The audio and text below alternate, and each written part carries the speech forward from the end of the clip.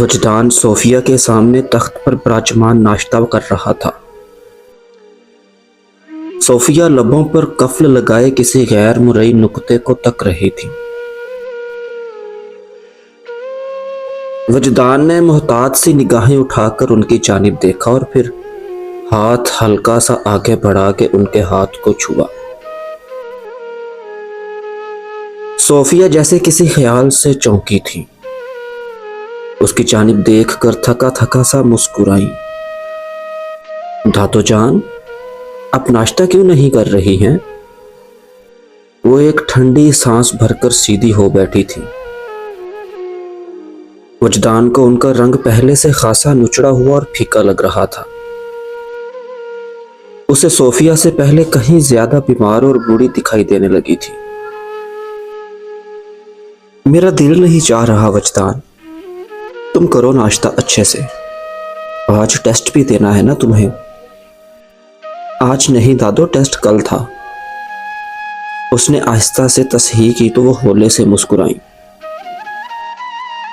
پھر بمشکل دکھتے گھٹنوں کو سیدھا کرنے لگی۔ ان کی ٹانگوں میں اب اکثر بہت تکلیف رہنے لگی تھی۔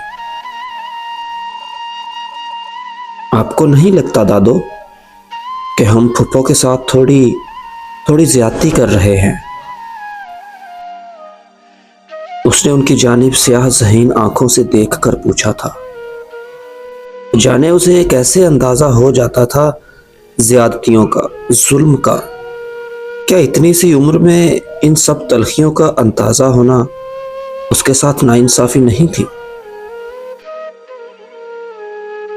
ہم اس کی بھلائی سوچ رہے ہیں وجدان، ہم اس کے لیے زیادتی کا باعث کیسے بن سکتے ہیں؟ زیادتی کا مطلب کیا ہوتا ہے دادو؟ کسی کے حق میں کمی کرنا یا پھر کسی کے حق میں اس کے حق سے زیادہ مفید ثابت ہونا۔ بعض اوقات بہت زیادہ افادیت انسان کے لیے زہر ثابت ہوتی ہے۔ پھپھو نے زندگی جیسے گزاری ہے، پھر یوں کہنا چاہیے کہ زندگی نے جس طرح انہیں ایک مخصوص سانچے میں ڈالا ہے، اس کے بعد انہیں کسی اور ساخت میں ڈھالنا ان کے ساتھ زیادتی کرنے کے مترادف ہے۔ صوفیہ وجدان کی باتوں پر لمحے بھر کو حیران ہوئی تھی۔ ان کے بوڑھے چہرے پر پھیلی فکر کی لکیروں میں زندگی کے کئی تلخ ایام پوشیدہ تھے۔ یہ کیسے بھلا؟ دادی کے استفسار پر وہ اپنے یونیفارم کی آستینیں برابر کرتا بولنے لگا، وہی نازنین کا سا انداز، مصروف سا بولنے والا، پھر بھی پیارا لگنا۔ یہ ایسا ہی ہے دادی جیسے کسی کانچ کے بہت پیارے سے مجسمے کو اپنی چاہ کے مخصوص مجسمے میں ڈھالنے کی کوشش کرنا۔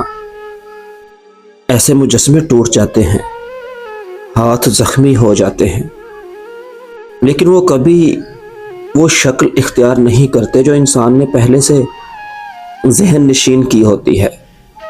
ایسے مجسموں کو قبول کرنا ہوتا ہے، ان کی کمزوریوں اور سیاہیوں کے ساتھ۔ وہ آخر میں ہلکا سا مسکرایا تھا۔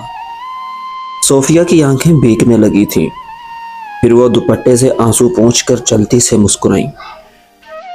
اتنی پیاری صبح کو اتنی پیاری باتوں کے بعد وہ آنسوؤں کی نظر نہیں کرنا چاہتی تھی۔ تم کب سے اتنے بڑے ہو گئے ہو وجدان؟ مجھے تو پتہ ہی نہیں چلا۔ لیکن مجھے اچھے سے پتہ چلا ہے دادی، میں نے بہت مشکل سے برداشت کی ہیں آپ کی کہانیاں۔ اور وہ جو دوپٹے سے آنکھیں رگڑ رہی تھی یکدم ہنس پڑی۔ ان کے چہرے پر ہنسی دیکھ کر وجدان انصاری کے اوپر سے ایک بوجھ ہٹا تھا۔ وہ اٹھ کر ان کے قریب ہوا، پھر انہیں اپنے ساتھ لگایا۔ ہم پھپھو کے ساتھ زیادتی نہیں کریں گے دادی، ہمیں ان کی تکلیف نہیں خوشی عزیز ہے۔ وہ جو بھی کرنا چاہتی ہیں ہم انہیں کرنے دیں گے۔ بس چند سالوں کی بات ہے، میں ڈاکٹر بن جاؤں گا تو انہیں ایک لمحے کے لیے بھی کام نہیں کرنے دوں گا۔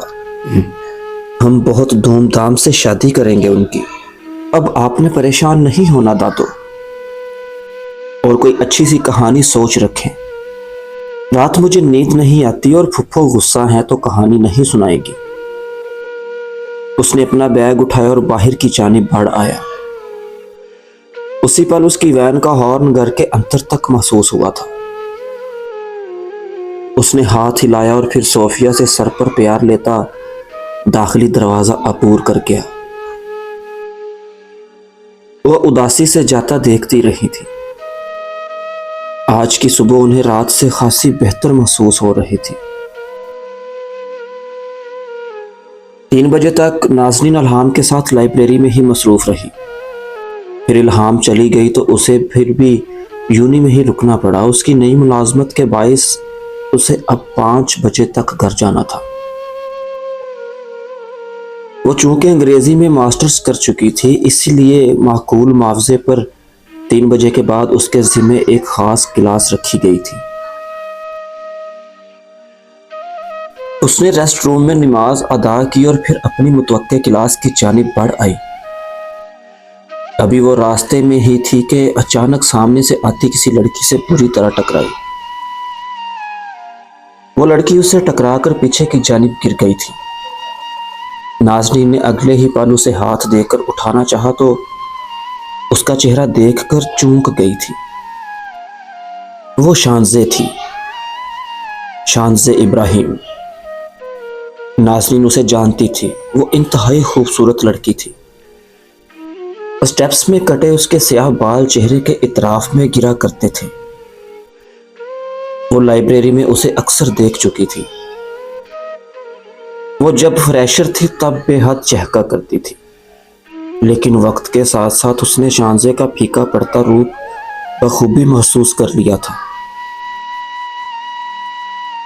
وہ اب ہر لمحہ خوفزدہ رہا کرتی تھی، ناخن کترتی ہوئی، بالوں کو بے چینی سے کان کے پیچھے اڑستی ہوئی۔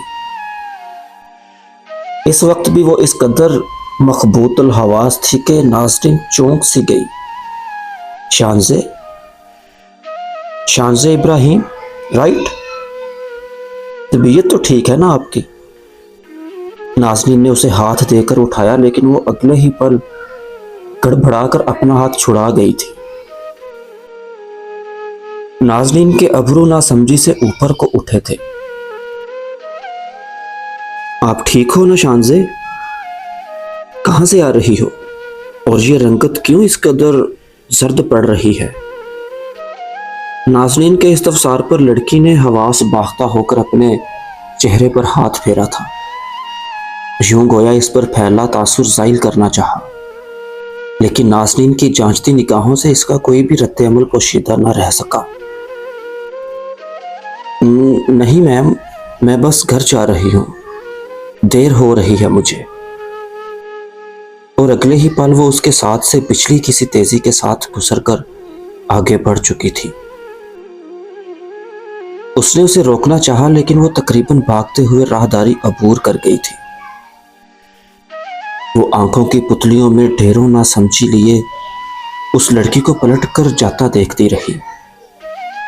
کچھ تھا جو اسے ٹھیک نہیں لگ رہا تھا۔ اگلے ہی پل اس نے گہرا سانس لیا اور پھر کلاس کی جانب بڑھ آئی۔ قریباً 5 بجے وہ فارغ ہوئی تھی۔ کلاس سے طلباء سے سلام کہتے ہوئے باہر نکلتے جا رہے تھے۔ وہ بھی سر کے خم سے جواب دیتی اپنا بیگ اور کتابیں سمیٹ کر ہاتھ میں لیے جانے کے لیے تیار لگ رہی تھی۔ اس نے بھی طلباء کے ساتھ ہی قدم باہر کی جانب بڑھائے، اور جو ہی آگے بڑھنے لگی تو اگلے ہی پل حیران سی ٹھہر گئی۔ وہ ایک مضبوط سے ستون کا سہارا لیے کھڑا تھا، جینز پر ٹرٹل نیک سویٹر زیب تن کیے، ہلکی سی ٹھنڈ کے باعث گہرے رنگ کی جیکٹ پہنے۔ اس نے اس کی جانب دیکھا تو ابرو تن گئے، نگاہیں بے تاثر ہو گئیں۔ 5 بجے کا موسم بے حد خوشگوار ہو رہا تھا۔ ہر جانب سرمئی سا اندھیرا تحلیل تھا اور خنک سی ہوا میں گیلی مٹی کی خوشبو بخوبی محسوس ہو رہی تھی۔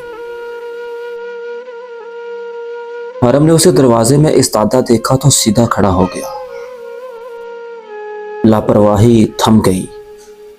اس نے اگلے ہی لمحے لبوں پر زبان پھیری اور جیسے ہی وہ بات کرنے کے لیے آگے بڑھا، ناسرین ایڑیوں پر گھوم کر آگے بڑھ چکی تھی۔ وہ اس کے پیچھے تیزی سے لپکا تھا۔ تم یہاں کیا کر رہے ہو؟ آپ سے ملنے آیا ہوں۔ وہ بے ساختہ رکی تو اسے بھی رکنا پڑا۔ کتابوں کو سینے سے لگائے، دائیں کندھے پر پرس ٹانگے، سیاہ بالوں کو ہاف باندھے، اس ایک لچکتی لٹ سے بے خبر حرم کے ذہن سے الفاظ محو ہونے لگے تھے۔ ساری ترتیب گٹ مٹ ہو رہی تھی۔ سیاہ آنکھوں کو دیکھ کر خود پر قابو رکھنے کے سارے ارادے ہوا ہوتے محسوس ہوئے تھے۔ لیکن مجھے تم سے کوئی بات نہیں کرنی، اس لیے بغیر کسی بدمزگی کے ابھی پلٹ جاؤ۔ وہ سخت لہجے میں کہہ کر آگے بڑھی تو اس نے بھی قدم ایک بار پھر اس کے ہم آہنگ کر لیے۔ خنک ہوا کا تیز جھونکا ان دونوں کو چھو کر گزر گیا تھا۔ راہداری سنسان تھی اور وہ دونوں اجنبیوں کی مانند سرمئی سے اندھیرے کو نظر انداز کیے تناؤ کے زیر اثر لگ رہے تھے۔